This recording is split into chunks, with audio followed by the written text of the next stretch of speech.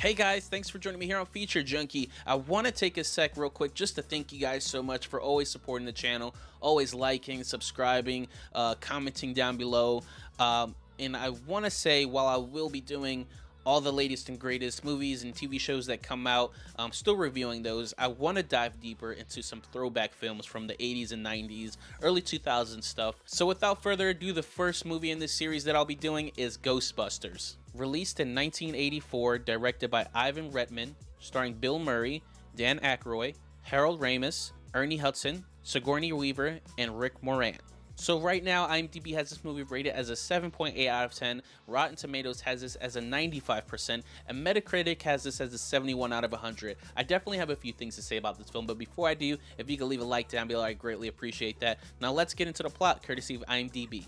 As Peter, Ray, and Eggman are kicked out of Columbia University, they really understand the paranormal and go into business for themselves under the new snazzy business name Ghostbusters. And living in an old firehouse building they work out of, they're called to rid the city of New York of paranormal activities, for a price that is. As they make national press because of media reports by the EPA, they are thrown in jail when the mayor takes a chance and calls them for help. Unbeknownst to them all, they found out in a downtown building that a resurrected ancient god Gozer is brought into this world. Who's gonna stop this terrible world-ending menace? Well, you know. So, when you talk about the 80s, it's really hard to say that the Ghostbusters wasn't one of the most influential movies at its time, and it's probably still one of the most influential movies in today's culture. Like, everyone knows who the Ghostbusters are. They've had multiple sequels, TV shows, merchandise deals, the list goes on and on. So I get it, but I think the coolest part of Ghostbusters is that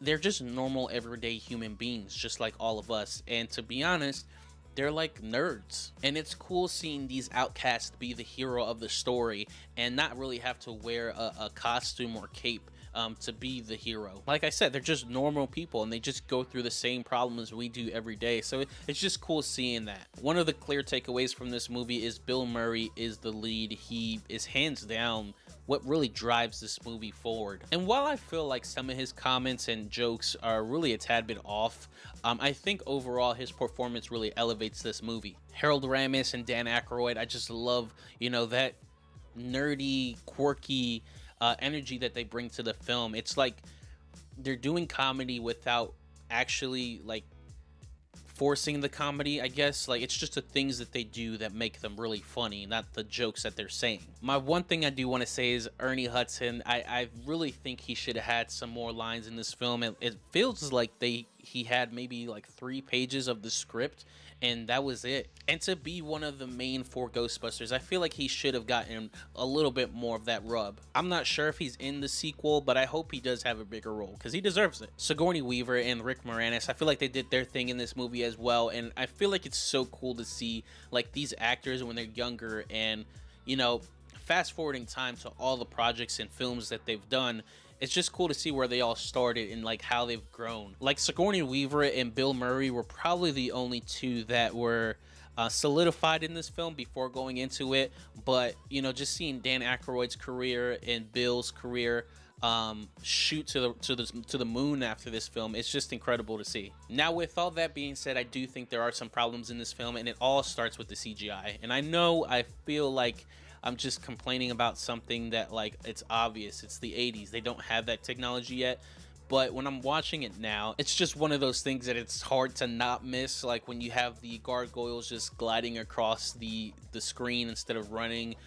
Even the laser beams and stuff like that, the big marshmallow man when he's climbing the building. For me, it just comes off a little bit too campy. Now, to give it credit, like I said before, this is probably cutting edge stuff for its time because of the sci-fi elements, the paranormal elements, the action infused with the comedy storyline, and yeah, even the CGI. They all felt like it was well ahead of its time, and I feel like that's why this film translates so well almost 40 years later. And it's cool. It's just a fun film to see and have a good time, a good family film. Like I said before, it's so cool just seeing how these actors' careers catapulted after this film. And it's a throwback I'm sure most would recommend, and I'm no different. I definitely recommend this film. It's definitely one of those pillar films from like the 80s that I would put with E.T. and Back to the Future that really solidify that time period. But I'm so excited to talk about this film with you guys. If you liked it, if you didn't, whatever your thoughts are, leave them in the comments down below. And if you haven't already, please like this video, subscribe, hit that notification icon down below so you know when I'm going live or dropping new content. And I want to thank you guys so much for joining me here today on Feature Junkie.